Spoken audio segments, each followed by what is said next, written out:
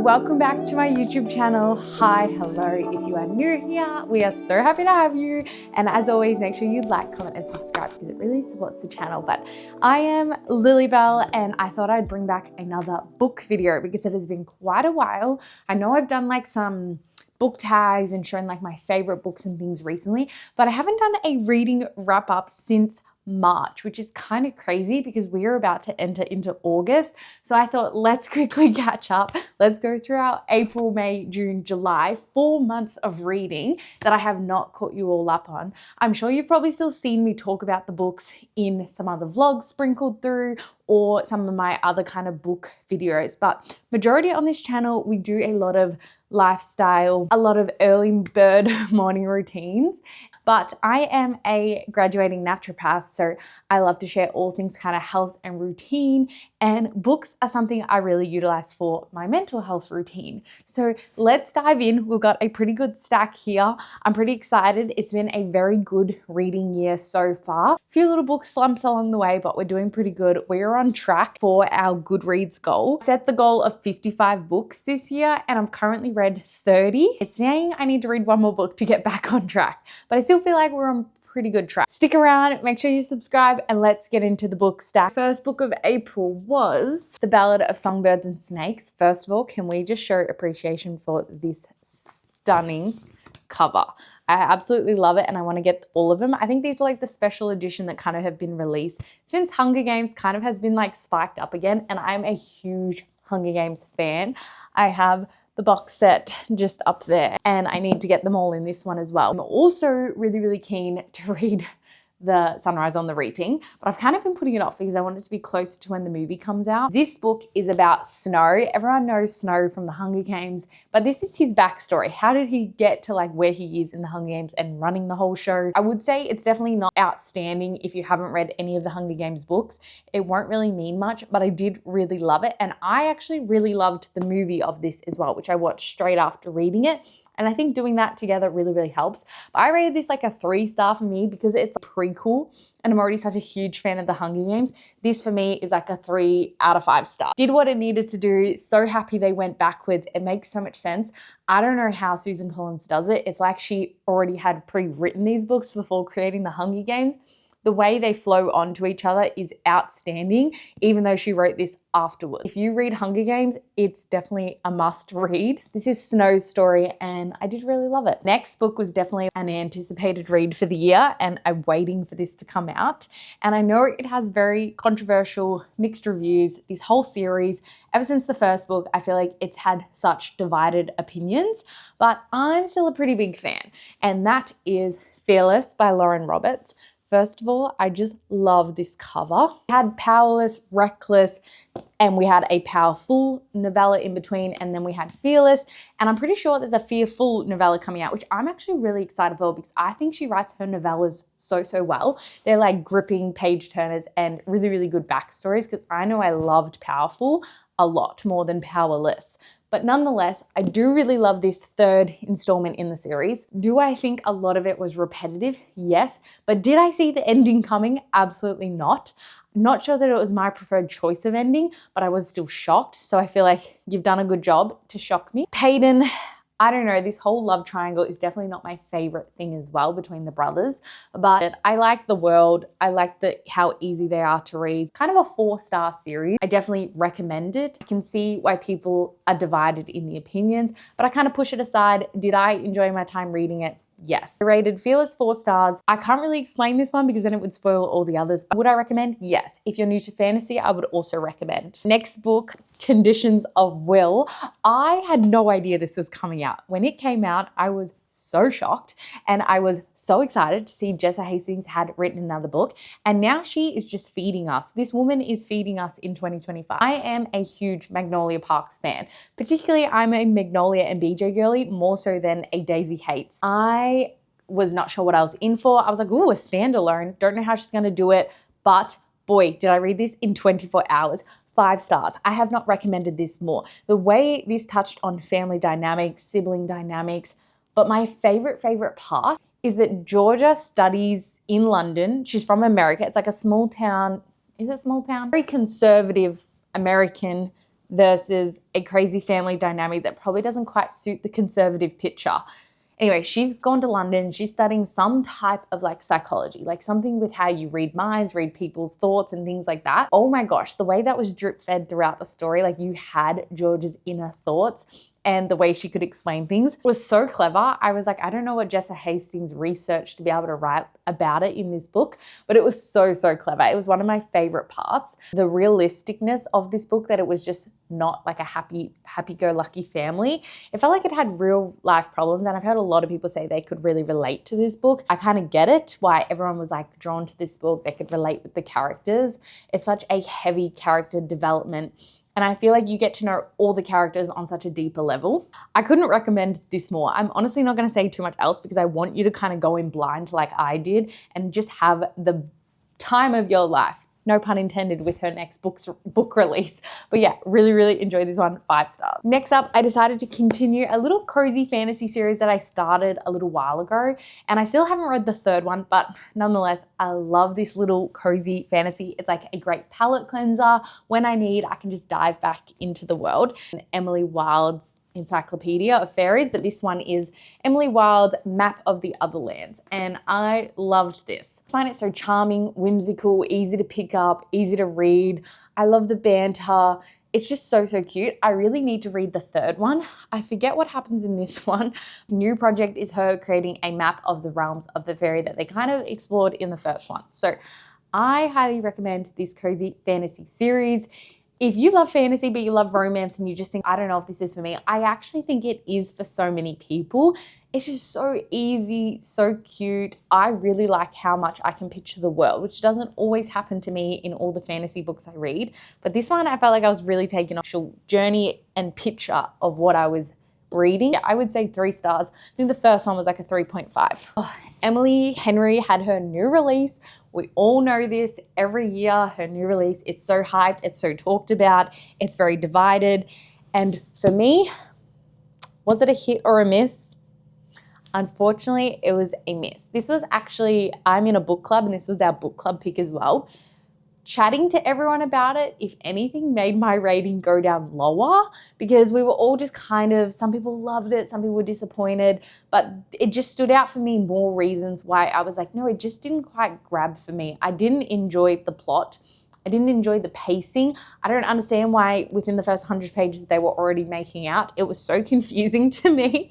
I could have done with a bit more of a slow burn.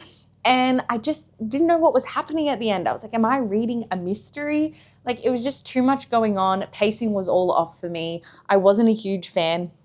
Not all of Emily Henry's books are a hit for me, but I did absolutely adore Happy Place, and I loved Funny Story as well. So I did have like high hopes that I would probably enjoy this, but unfortunately I did not love it. I don't have much else to say. It's just a bit of a miss for me. But again, Emily Henry's writing is beautifully written. I do love reading her writing, and I could definitely still flew through the book.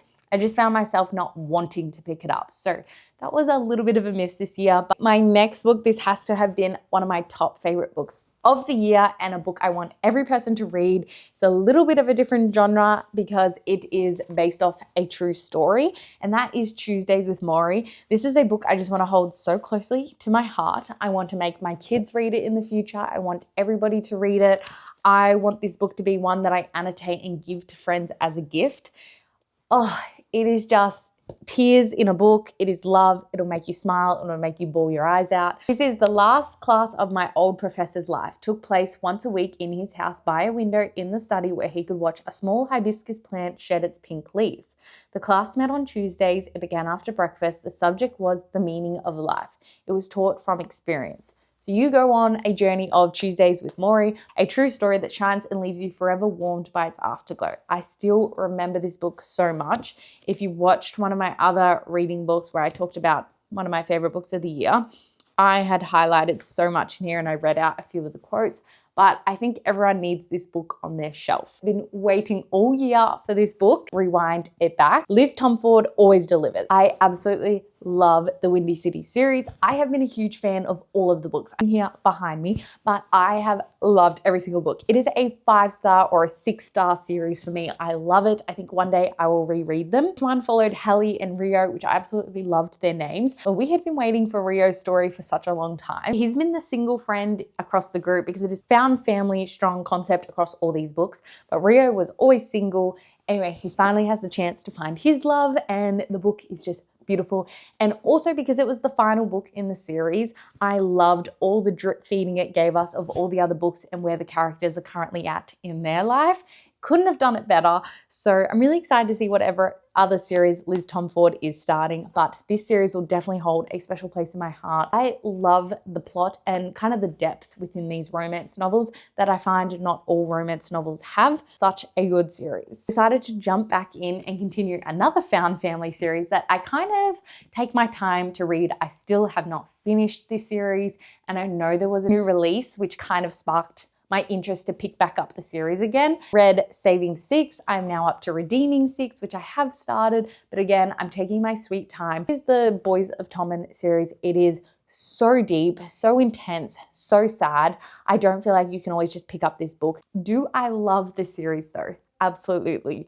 I don't know how Chloe Walsh can write such a long, in-depth romance series that I don't even know that I can call it a romance series because it is so heavy. The amount of detail in it is really, really big. And I don't know, I just love that she's shedding light on a lot of these topics, but I really do just enjoy her writing, and I have such a strong attachment to all of these characters. So I will continue the series, and I can't wait to finally finish the Boys of Tommen series. 4 stars. I rated it 4 stars, and I think that is true. The next book I read was a new release by, I believe, a debut author in Australia. So I saw this roaming around all my bookstores quite a lot, and I had heard about it at my book club as well because someone else mentioned they had read it and they wanted someone to chat about it, and it actually has been picked for our book club. So I can't wait to chat with everyone about it because it's one of those books that, like, what the heck, you need to chat to someone about it. Ritual by Chloe Elizabeth Wilson. So I believe she is a Melbourne writer. I could be incorrect. First of all, I love the cover and I love the feeling of it. It's like this velvety matte.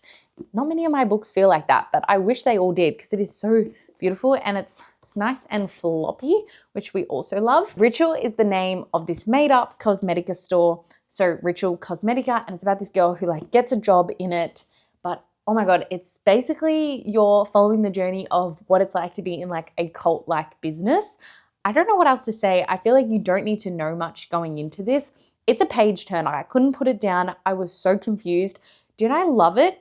I don't think I could say I loved it. Was I enamored by it and like, what the heck did I just read? Yes. When I finished this book, I was like, oh my God, what was that? I need to talk to someone about it. So if you want to feel a bit confused, but you want a page turner, this is the book for you. I don't know what else to say. I would rate that a 3 stars or a 3.5 because of how much it was a page turner. But the fact that I'm confused, I don't know that I can rate it higher than that. Next book I read, everyone is talking about it at the moment for absolutely good reason, and that is Atmosphere by Taylor Jenkins Reid.